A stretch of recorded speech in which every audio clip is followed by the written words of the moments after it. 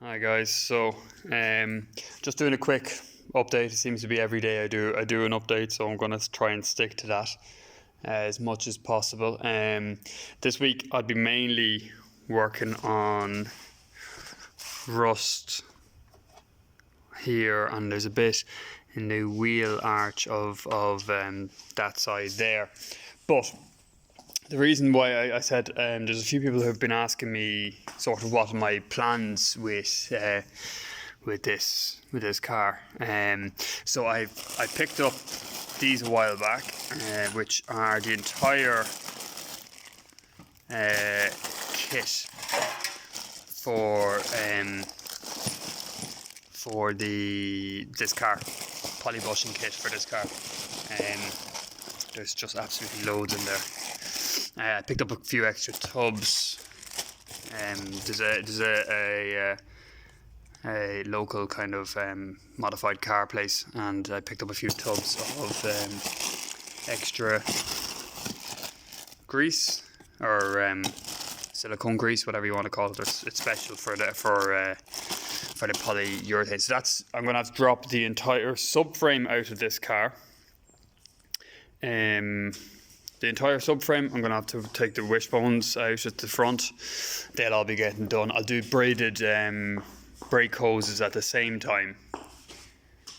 And the aim is, if I can find them kind of cheap enough, Bilstein B6s for the front. The rear have brand new Spax SLS shocks. I think I said that in a previous video, so I won't be touching them. But the fronts, I might put Bilsteins on it. I might even get the lowering kit. I'm not into cutting the springs. I think that might be a little bit dodgy. A lot of people cut the springs on these. I know they're not progressive springs, so it probably wouldn't collapse or anything, but I wouldn't be getting into doing that.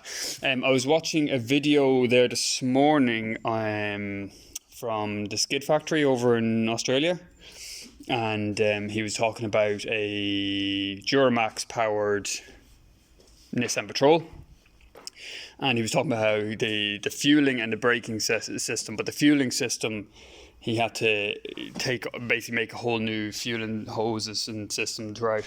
So what I was thinking, because it was previously the Patrol that he was using was a petrol car just like this.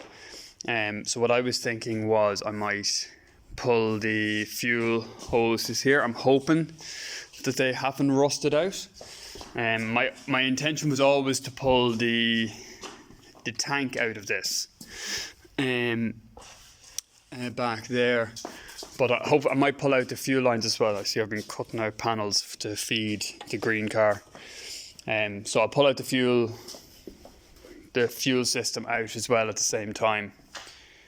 So at the point I have the fuel system out of this car, I might take out the gearbox. But what somebody had said to me was that the 722.3 gearbox that's in this car is much higher rated. I did much check, it is much higher rated, but my concern was that the gearbox is rated to, let's say, the pressures created from a petrol car as it revs up, and will that be an issue for going through the gears then with the diesel that revs much lower? Maybe one of you guys would know if that's going to be an issue or not, because I'd much prefer, if I could, I would just mate the OM606 straight up to this gearbox, not mess around with too much, and that would make a very quick and easy change.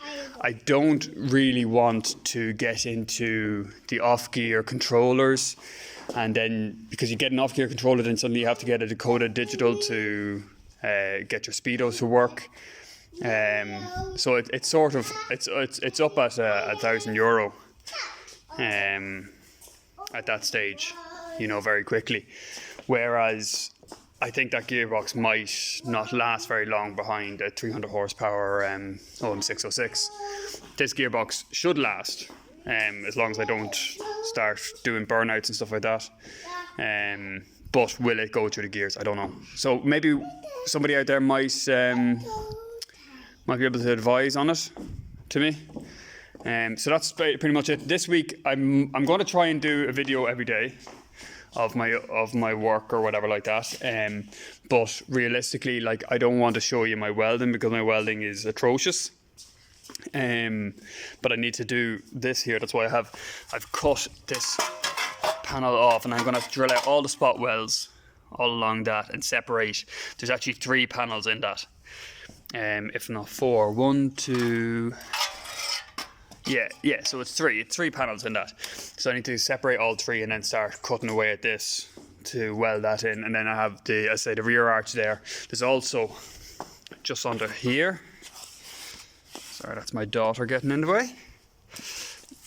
Just under here, there's a big hole as well, which seems to be fairly common on these W124s, on the S124. So that'll be all welded. But like, again, I'm not a welder. I'm just doing a bit of fun, try to learn as I go. So I don't know if I'll include videos of that. Maybe if you guys let me know if you'd be interested in seeing stuff like that done with a flux core, MIG arc welding. It's fairly ugly stuff, but hey, it might interest some of you guys. I don't know. So yeah, that's the progress at the moment. I have this lift up and running. There's the only thing that it needs is you need to push the manual release to let it down. So you can go up fine and dandy, and you can go down and sit on the release. You just need to hold it back when you're dropping the lift entirely. But hey, it's a good second lift. I'll put the car up on this as a long term once I start doing the engine swap, and it'll stay up on it until the job is done. That was the idea of getting 2 lifts. So hopefully that'll work out in my favour. I don't know. Anyway, thanks for watching, guys. Thanks for all the advice online. I got great response to the AEM or ELM or ELMO or whatever the system is that's on the back of that pump. Got great response to that, and found out an awful lot about it. The other system is the other plug, even though it's a throttle position, is to do with EGR valve. I can't see how it links in, but it obviously does, because that's what it's for. Yeah, thanks for watching, guys, and I'll keep you posted. Thanks.